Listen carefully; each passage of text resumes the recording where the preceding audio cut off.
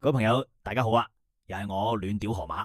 今日我哋就嚟傾下呢單嘢啦。各位朋友，今日我哋嚟講下台灣半導體業界嘅傳奇企業台積電。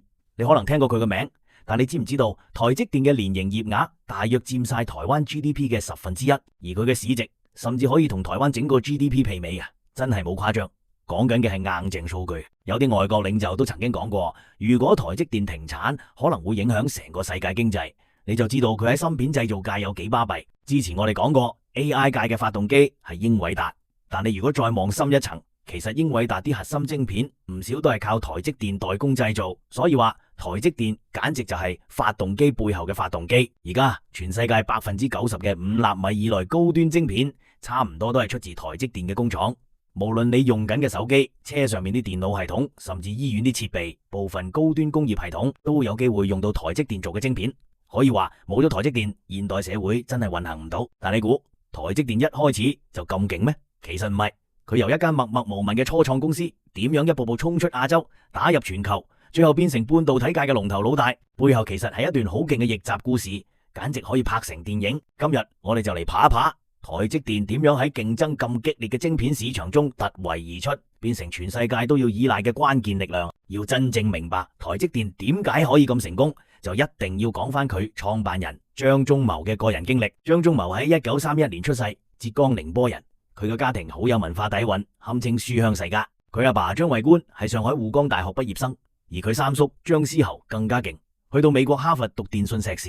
喺咁嘅環境大，張忠謀細個已經接觸好多科學工程方面嘅知識。1948年，張忠謀隨屋企人搬到香港，之後遠赴美國讀書，入咗麻省理工學院 MIT， 真係響當當嘅學府。去到70年代初，佢加入咗德州儀器 TI， 參與咗集成電路發展初期嘅關鍵階段，可以講係親歷者。但係當年嘅芯片業界採用嘅係一種叫 IDM 模式 Integrated Device Manufacturer， 即係由一間公司包辦晒設計、製造、封裝等全部流程。好處係可以控制品質，但係壞處就係成本高，門檻極高，唔係普通公司玩得起。張忠謀好早就睇穿咗一個問題，台灣當時嘅研發技術比國際差咗2-3代，如果繼續走全流程，會永遠追唔上美國同日本啲大廠。於是佢就提出一個震撼業界嘅概念，我哋唔做設計，只做製造，專注代工。呢種只做晶圓代工嘅模式，當年可以話係天方夜譚啊！好多人都覺得佢玩嘢，你唔做設計，點有訂單？點建立技術？點留住客戶？但張忠謀嘅眼光就係咁獨到，佢明白全球有一大堆設計公司冇能力自建工廠，如果有人可以幫佢哋代造晶片，又快又好又保密，呢種服務就會好搶手。結果1987年，張忠謀喺台灣創立咗台積電，專做晶圓代工，開創咗全球首間專業代工廠。而呢一步正正就為台積電往後嘅騰飛打咗最關鍵嘅地基。1987年2月21號，台灣正式成立咗台灣積體電路製造股份有限公司，亦即係今日個個都識嘅台積電。張忠謀出任第一任董事長兼 CEO 嗰陣時，台灣啱啱經歷咗好多外交變動，國際環境唔簡單，而全球半導體市場又正處於技術卡關期，人人都喺度等突破。但問題係冇一間國際公司願意將高端技術交俾一個只做代工嘅新公司。面對住呢個現實，張忠謀做咗2個關鍵決定，堪稱逆風翻盤。第一，佢親身去見英特爾聯合創辦人安迪格魯夫。你要知道，當時英特爾響半導體業界就好似皇帝咁，而張忠謀就大方講清楚，我哋台積電唔做自家品牌，只幫你哋代工，絕對唔同你哋搶市場。呢一句話令格魯夫眼前一亮，台積電正式贏得咗第一張信任牌。第二，張忠謀引入咗所謂美國認證。嗰時全球仲未有統一嘅芯片質量標準，但係如果英特爾認可咗你，就等於全世界都信你。呢招直接幫台積電打通咗國際客戶嘅心房啊！靠住呢2步棋，台積電喺1990年代迅速冒起，成為芯片代工界嘅佼佼者。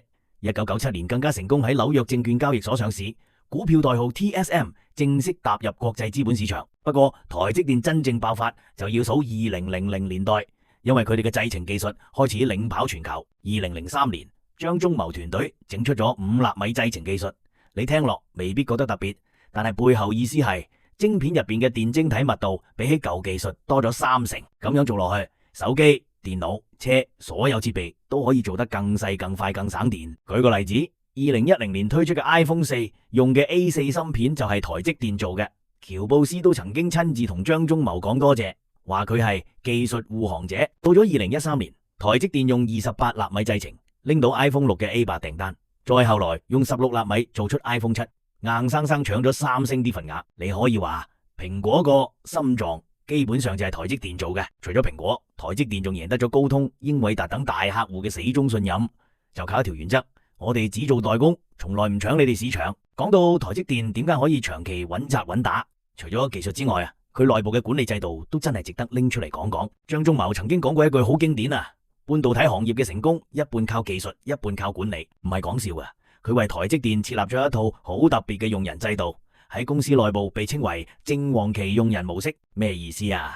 即係只招4間頂級大學畢業生，台灣大學、成功大學、交通大學同清華大學，用人就用最精英嘅，直接打造一支技術軍團。呢種做法有啲人話佢太排外，但係張忠謀嘅解釋都幾有道理，因為得最頂尖嘅大學先教得出達標嘅工程師。現實就喺度擺住，台積電嘅員工流動率長期維持喺4%左右，而高級工程師更誇張，流失率得1至2%，咁穩定，唔單止反映管理有方，更顯示出佢哋真係好識得珍惜人才。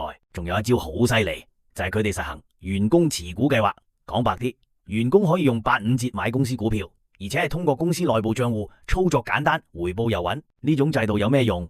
一嚟提升士氣，二嚟增強歸屬感，最緊要係員工同公司一齊承擔風險，一齊分享成果。你有努力，業績好，公司賺錢，你嘅股票咪都升值。結果係乜？2000年代開始，台積電股價唔止升，係飆升，有啲連升幅接近20倍，員工個個都笑到見牙唔見眼。所以台積電嘅成功唔止喺技術先進，仲喺於佢哋嘅制度，真係將人才變成最大嘅資產，亦即係所謂人哋請員工，台積電請戰友。講到台積電嘅崛起，其實一路都唔係風平浪靜，絕對唔係躺贏。早喺1990年代，日本半導體企業靠住低價高性價比喺全球橫掃市場，風頭一時無兩。但係去到1997年之後，情況開始反轉，台積電靠住技術升級同管理優化，慢慢將優勢拎翻嚟。你睇數據就知。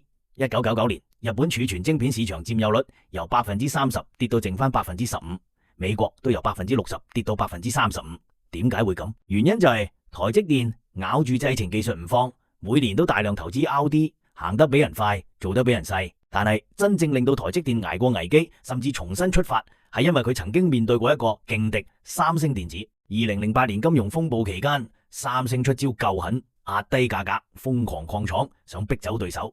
張忠謀都講過，嗰陣時公司真係有感受到危機感。當時台積電由蔡力行執掌，但係佢啲管理決策被指過於保守，甚至有啲內部人話公司開始失去方向。最終張忠謀決定親自返台，再次出山做 CEO。佢做咗幾樣嘢：一係大幅加碼研發預算，二係重整團隊，提振士氣，效果好明顯，員工信心翻嚟，公司技術又再突破。而蔡力行亦喺嗰陣時候被調離咗核心部門，成為台積電內部一場唔太公開嘅權力鬥爭縮影。之後台積電喺技術上簡直就係狂飆模式，由5納米去到3納米，每一次製程突破都重新洗牌成個半導體業界。例如2017年推出7納米製程技術，令蘋果 iPhone X 嘅效能提升成20%，而當時三星因技術追唔上，失咗蘋果嘅單，真係直接影響佢哋嘅代工地位。但係台積電嘅野心唔止喺台灣。2020年佢哋宣布響美國亞利桑那州投資1000億美元興建生產5納米同4納米晶片嘅新廠，成個國際都睇住佢。大台無有唔少人擔心會唔會出現技術外流嘅問題。張忠謀點回應？我哋會保留核心技術喺台灣，美國廠只係擴充產能。佢哋推行所謂技術隔離策略，即係核心 know-how 留喺台灣，海外廠房就主打量產，唔捉核心機密。呢種做法一方面可以開拓全球市場，另一方面又唔怕技術俾人攞走，保護到台灣半導體產業嘅命脈。唔止咁，台積電喺中國大陸都有部署。2019年，佢同上海集成電路產業基金合作，投資咗30億美元，設立研發中心，進行技術交流同地緣拓展。咁樣雙向佈局，令到台積電喺全球晶片供應鏈中嘅話事權越嚟越大，同時亦為台灣本地產業多加咗幾重保險。講到台積電喺全球半導體業界嘅地位，唔單止係技術領先咁簡單，更係因為佢已經掌握住成條產業鏈嘅命脈。舉個簡單例子，你部 iPhone 入邊嘅核心晶片基本上都係台積電做噶。如果冇台積電，蘋果都未必出到機。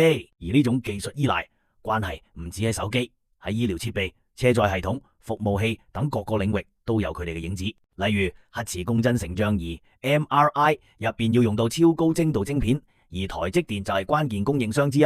可以講現代科技生活只要牽涉到晶片，就幾乎離唔開台積電。但係當然啦，台積電亦唔係無敵，挑戰都喺度等緊佢。2025年，美國政府就要求台積電海外建廠必須符合一系列所謂安全標準，其實就等於技術轉移要收緊。咁樣一嚟，台積電就要喺保核心同拓市場之間揾到個平衡點。張忠謀以前講過，核心技術要留喺台灣。所以而家點走點布局就要考管理班底嘅智慧，再加上 AI、自動駕駛、邊緣計算呢啲新興技術，令到全球對高端晶片嘅需求爆升。台積電要繼續領先，就必須不斷加大研發預算，保持製程技術嘅優勢。講到管理，台積電內部制度真係有佢獨特之處。2018年，張忠謀退休，將權力分開俾兩位資深高層，劉德音做董事長，魏哲家做 CEO。一個管戰略、管資本，一個管營運、管客戶。呢種分權制做法，其實就係想防止權力過度集中，同時令到高層互相制衡，唔會出現爭位內訌。但係就算有分工，爭議都曾經出現過。例如2021年，魏哲家推動去美國擴廠，內部有聲音唔係好支持，而劉德音就被質疑對國際局勢冇咩判斷力。不過好彩，張忠謀以前就已經建立咗正黃旗用人模式，用人用最 top 嗰班人，所以就算後繼有人選上嚟，台積電個基本盤都穩得住。而家台積電已經進入第3代管理層。2024年，劉德音退休，魏哲家正式獨當一面，成為真正第2代領導人。至於新任營運長秦永佩，仲有深受重用嘅米玉傑，